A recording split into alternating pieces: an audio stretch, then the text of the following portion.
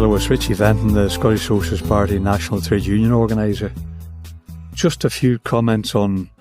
what's happening in Scottish politics at the minute and what that means for ordinary people.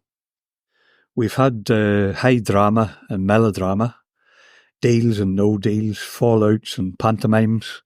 people getting stroppy,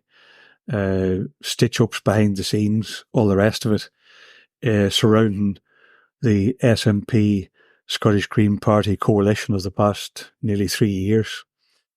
I don't intend to dwell a great deal on the minutiae of that, except to say this. We've seen a position where I think in essence the right wing of the SNP on the one hand,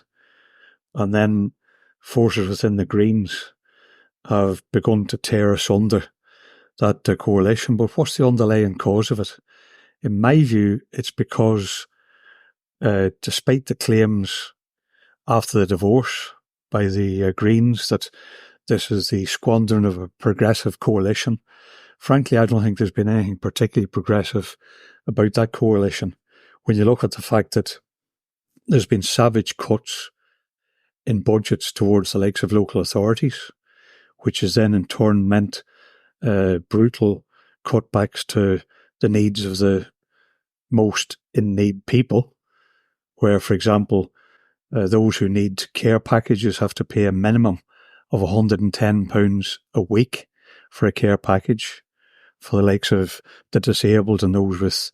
mental health issues and so on. We have loss of jobs. I think in total over the last 10 years, about 40,000 local authority jobs. We have the ongoing crisis in the health service, cutbacks to education in every different sector of education.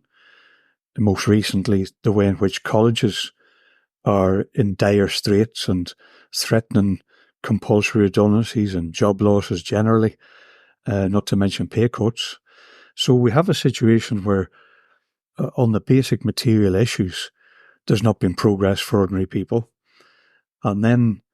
also on one of the core questions that in particular, of course, has driven the Greens is the climate crisis, a crisis that the Scottish Socialist Party is also very preoccupied with, but which the government abandoned their targets, creating the crisis in the coalition, abandoned their targets, and have actually presided over a 4,000 reduction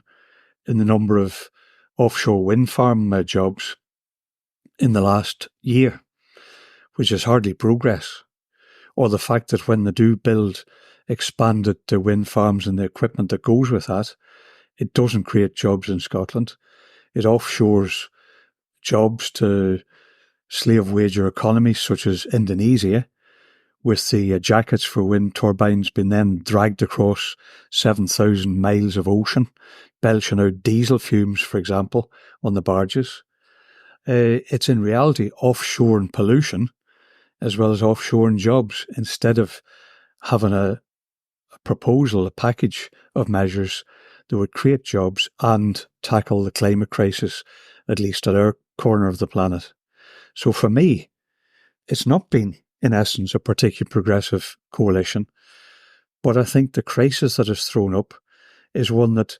really for most people raises the question, well, what should be done? What should be done by the Scottish Government that's different to the past few years? And for me as a socialist, I think it needs to start with issues that directly affect people on a day-to-day basis, with solutions that match their needs. Taking some of the points I've already made, I think it needs to be a case of saying we're not going to implement the vicious Tory government's austerity. We're not going to pass on and devolve the devastation to local authorities that are demanded by Rishi Sunak et al. Instead of that, we're going to be a Scottish government that stands up on its hind legs, stands up for Scotland, to use a phrase, is strong for Scotland, to use another phrase fond of the electioneering slogans, and will in fact say, no, we're not carrying out your cuts, we're going to demand back some of the billions that have been stolen off Scotland over the past decade. And more locally in Glasgow, the estimated 600 million that's been robbed off the local authority over the last 10 years. We want money back in order to protect jobs, expand services, reduce the cost of social services in the area and so on, and do things like build council houses for rents that people can afford instead of the housing crisis that's suffered. I think in terms of the health service, instead of following the path of privatisation, not just implemented by the Tories, but threatened to become even more commonplace under the next Labour government, where West Streeting has made it very plain and obvious that they're going to rely on privatisation. American health insurance companies and others infest in the health service, that instead of following a similar path with the use of PFI schemes to build hospitals, as the Scottish Government have done, which means that you have to pay back something between £4 and £6 for every £1 borrowed off these moneylenders, then we should be demanding a health service that properly publicly owned, that remains public or becomes fully public and expands and gives decent treatment to the staff, but also decent treatment to patients,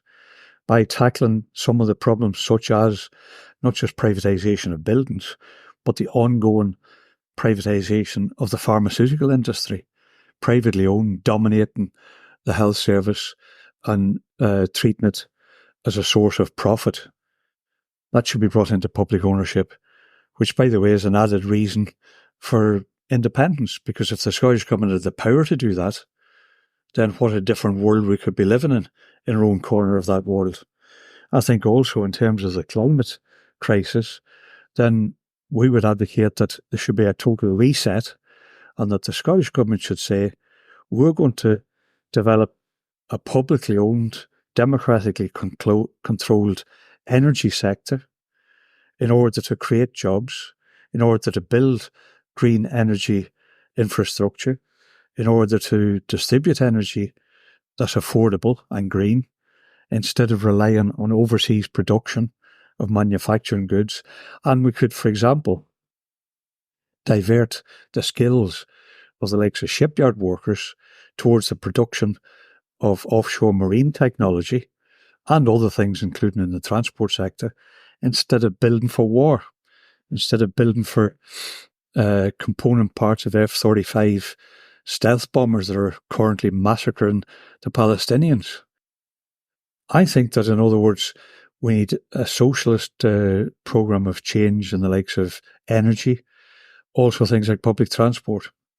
so that we had public ownership of not just the railways, but the buses, the subway system and ferries and so on, some of which is partially publicly owned at the minute, but to have an integrated Scottish public transport service that's publicly owned and is free at the point of use. Just imagine what that would do for people's living standards, both in terms of their disposable income, by saving a fortune in travel to and from work, opening up and liberating their opportunity to travel for leisure or to visit family across the country,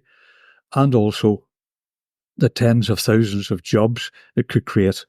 Where research I did for the book Socialist Change, Not Climate Change, then, for instance, even